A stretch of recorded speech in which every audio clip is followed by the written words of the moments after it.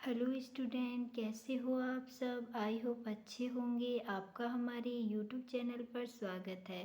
तो आज के इस वीडियो लेक्चर में हम साइक्लोप्रोपेन वाले में बनाना बॉन्ड को देखेंगे। ठीक है, तो साइक्लोप्रोपेन वाले में 3 संतृप्त sp3 संकरित कार्बन परमाणु होते हैं।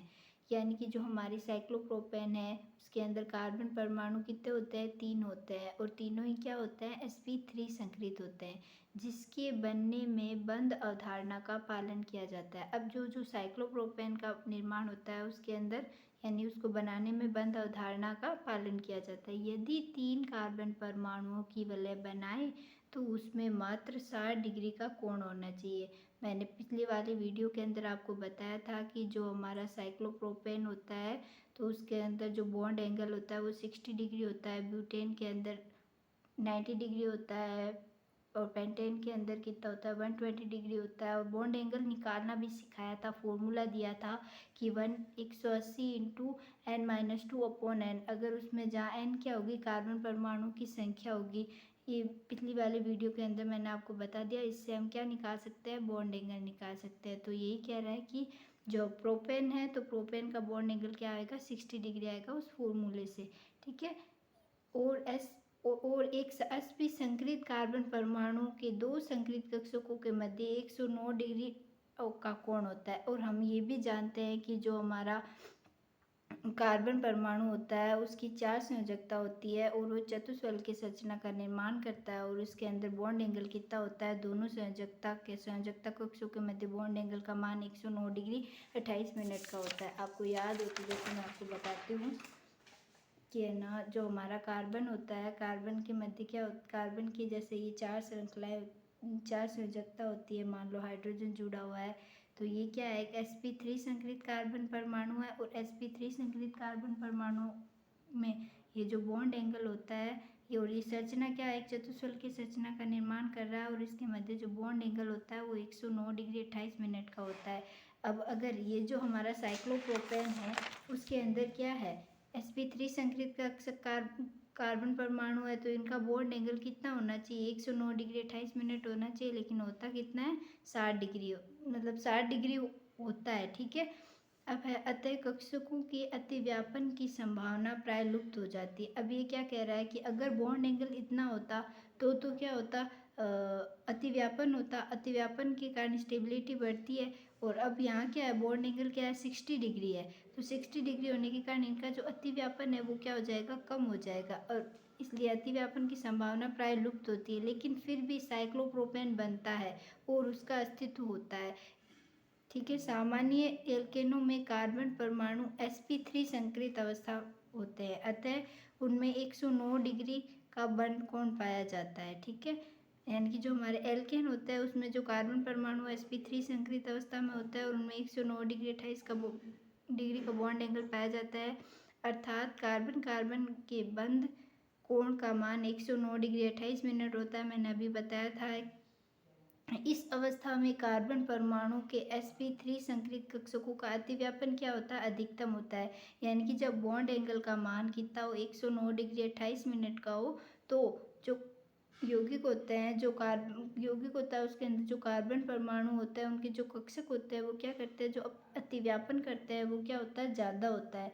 यहाँ जब 60 डिग्री है तो यहाँ अतिव्यापन क्या होगा, बॉन्ड एंगल कम होने के कारण अतिव्यापन भी क्या हो जाएगा, कम हो जाएगा। अब अतिव्यापन कम होगा तो इसकी स्टेबिलिटी भी क्या हो जाएगी, कम हो जाएगी। इसीलिए जो साइक्लोप्रोपेन होता है वो कम स्टेबल होता है। तो साइक्लोप्रोपेन की आकृति समबाहु त्रिभुज होती है। यानी साइक्लोप्रोपेन का निर्माण ऐसे ही तो होता है, यहाँ कार्बन जुड़ा होता है, यहाँ कार्बन और यहाँ कार्बन, अतः इनमें आंतरिक कोण 60 डिग्री का होता है। अब त्रिभुज के प्रत्येक कोण का मान 60 डिग्री होता है।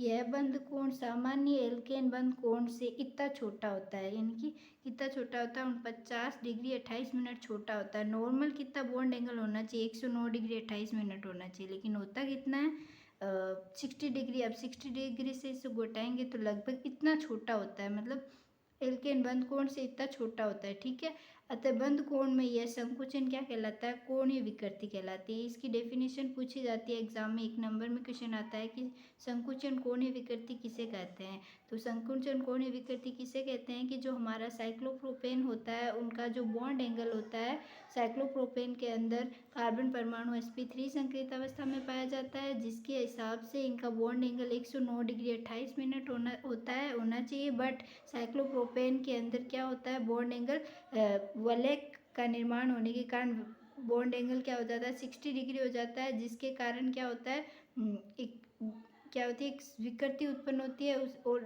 जो वलय है वो क्या होती है, संकुचित हो जाती है। जैसे कि जो हमारा सास्य मोर का सिद्धांत था उसने बताया था कि जो बेयर का सिद्धांत था वो बता रहा था कि विकृति उत्पन्न हो जाती है, यानी जो बॉन्ड एंगल होता है उसके वो क्या होता है, सिकुड़ जाता है। सिकुड़ने के कारण उनका बॉन्ड क्या हो जाता है, बॉन्ड एंगल कम हो जाता है। इस विकृति को क्या कहा जाता है, संकुचन कोणीय विकृति कहा जाता है। समझ आया होगा, ये डेफिनेशन 1 नंबर में पूछ ली जाती है। फिर है साइक्लोप्रोपेन में कार्बन परमाणु में sp3 संकरित कक्षक प्रभावी रूप से अतिव्यापन नहीं कर पाते, जैसा कि सामान्य एल्केनों में कर पाते हैं।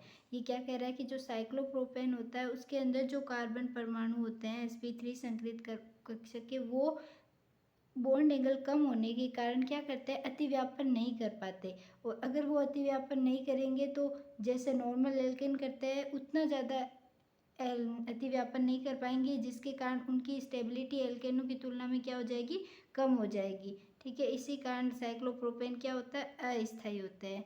फिर है साइक्लोप्रोपेन के इन बंधों को झुके हुए बंध या बनाना बॉन्ड कहा जाता है। अब ये जो बॉन्ड एंगल क्या है, बॉन्ड क्या हो गए, झुक गए, बैंड हो गए, तो इसके कारण इन्हें क्या कहते हैं, झुका हुआ बंध भी कहते हैं और बनाना बॉन्ड कहा जाता है। यानी कि साइक्लोप्रोपेन में बनाना बॉन्ड क्यों पाया जाता है, क्योंकि जो कार्बन परमाणु होता है उसके जो कार्बन परमाणु के मध्य बॉन्ड एंगल 109 डिग्री 28 मिनट का होना चाहिए, लेकिन जैसे ही वलय का निर्माण होता है तो बॉन्ड एंगल क्या हो जाते हैं, सिकुड़ जाते हैं, और सिकुड़ने के कारण उनका बॉन्ड एंगल कम हो जाता है, और बॉन्ड एंगल कम होने के कारण उनके मध्य अतिव्यापन नहीं होता है, और अतिव्यापन नहीं होना या फिर ऐसे कहो कि बहुत कम होता है, जिसके कारण वो क्या होता है, अनस्टेबल हो जाता है। और ये जो बॉन्ड है वो झुके हुए बॉन्ड कहलाते हैं, या इनको क्या कहा जाता है, बनाना बॉन्ड कहा जाता है। आई होप ये समझ आया होगा।